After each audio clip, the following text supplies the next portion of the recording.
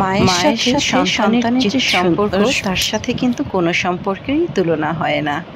সন্তান কাছে থাকলে মার যেমন ভালো লাগে, ঠিক তেমনি দূরে গেলে আরও বেশি তেমনটাই কষ্ট হয়। আসসালামু আলাইকুম, hello friends, hello viewers, this is me Shamina from daily life of Shamina. কেমন আছেন সকলে? আলহামদুলিল্লাহ, আমি ভালো আছি। বলছিলাম সন্তানের কথা। আমার ছেলেটা মাদ্রাসায় থাকে, এটা সবাই জানে। ও বৃহস্পতিবার আসে, শুক্রবার চলে যায়। আর লম্বা ছুটি থাকলে সেটা আলাদা কথা, বছরে 2বার বা 3বার। আমি একটু স্টাডিতে আছি, পড়ালেখা করছি। তো কী করছি সেটা নাই বললাম, হঠাৎ দেখি ছেলে এসে হাজির। কাচ্চি ভাই থেকে নিয়ে এসেছে আমাকে সারপ্রাইজ দিতে কাচ্চি বিরিয়ানি। ওরা খেয়েছে, সব বন্ধুরা খেয়ে দিয়ে হঠাৎ নাকি আমার কথা খুব মনে পড়ছে, আমার জন্য নিয়ে আসলো। একটা সারপ্রাইজ তো এসে দিল, তারপর আবার ডাবল সারপ্রাইজ আমার জন্য আমার পছন্দের কাচ্চি বিরিয়ানি নিয়ে আসলো। তো ছেলে রেস্ট নিচ্ছে, আমি ভাবছি ওকে এখন আমি কি সারপ্রাইজ দিব। ছোট্ট পরিসরে ভাবলাম একটু খুশি করি। যেহেতু দুপুরে মাছ রান্না করেছি, ছেলেটা মাছ খেতে চায় না, তো ভাবলাম ঠিক আছে ওর জন্য একটু মুরগি মাংস কষা করি। দারচিনি, এলাচি, তেজপাতা, হলুদ, মরিচ, লবণ, জিরা, ধনিয়া আর কিছু গোটা পেঁয়াজ, রসুন কোয়া দিয়ে মাংসটা রান্না করছি, একবারে পানি ছাড়া। ও না আলু দিলে ঝোল দিলে খেতে চায় না। আর একটু টক দই, একটু চিনি, একটু পাউডার দুধ দিয়েছি টেস্ট বাড়ানোর জন্য। আর ওদিকটায় ভাবলাম যেহেতু আমি ডাবল সারপ্রাইজড হয়েছি, সো ওকেও ডাবল সারপ্রাইজের জন্য এবার একটা পুডিং বানাই। 1 লিটার পরিমাণে মিল্ক ভিটাটা জাল দিতে দিয়ে দিয়েছি। 1 টুকরো দারচিনি, 1 টুকরো এলাচি দিয়েছি, যেটা পরে উঠিয়ে নেব। এটাকে হাফ করে একবারে ঘন করে নিয়ে এবার কিছুটা চিনি অ্যাড করলাম, কারণ চিনি থেকে একটু পানি ছাড়বে। সবসময় আমি চেষ্টা করি এখানে একটু কর্নফ্লাওয়ার বা একটু কাস্টার্ড পাউডার দিয়ে একটু শক্ত করার জন্য। বাট আমার ছেলেটা না বেশি ডিম দিলে, বেশি শক্ত করলে খেতে চায় না, ও একটু নরম পুডিং পছন্দ করে। তো জাস্ট একটু কাস্টার্ড টাইপের সফট।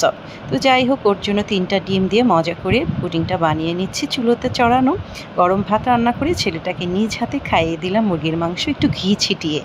আর বলছে না আম্মু, এখন আর কিছু খাবো না, সকালে ফজরের পরই বিদায় দিতে হবে। মনটা আবারও কষ্টে তো পড়ে গেল। তো সকালে উঠেই নান রুটি রেডি ছিল, ফ্রিজ থেকে গরম করে দিলাম ওভেনে। তার সাথে একটু মুরগির মাংস গরম করলাম, ডিম দিয়ে একটু টোস্ট বানালাম, পাউরুটি, পুডিং দিলাম, একটা ডিম পোস্ট করে দিলাম।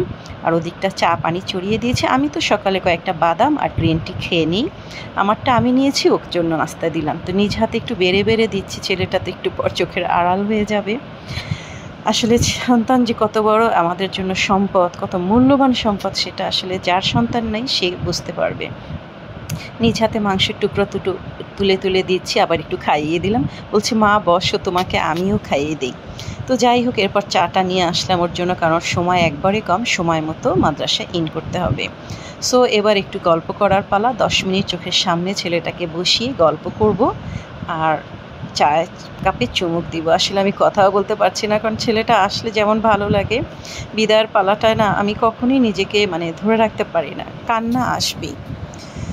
যতবারই ছেলে আমাকে সান্ত্বনা দেয়, মা আমি তো যাই আর আসি, তুমি এমন করো কেন? আরে বাবা, তোরা কি বুঝবি যে সন্তান চোখের আড়াল হলে কেমনটা লাগে। তো যাই হোক, ছেলে মাকে 2বার সারপ্রাইজ দিল, আর মা হয়ে আমিও তাকে ছোট্ট ছোট্ট খাবার দাবার দিয়েই না হয় একটু সারপ্রাইজ করলাম, অসুবিধা কী। তো সবাই ভালো থাকবেন, সুস্থ থাকবেন, সুন্দর থাকবেন, আমাদের পরিবারের জন্য দোয়া রাখবেন। চলে আসবো নতুন একটা ভিডিও নিয়ে। আর ভালো লাগলে লাইক, শেয়ার, কমেন্ট করতে ভুলবেন না। আল্লাহ হাফেজ অ্যান্ড থ্যাঙ্কস ফর ওয়াচিং।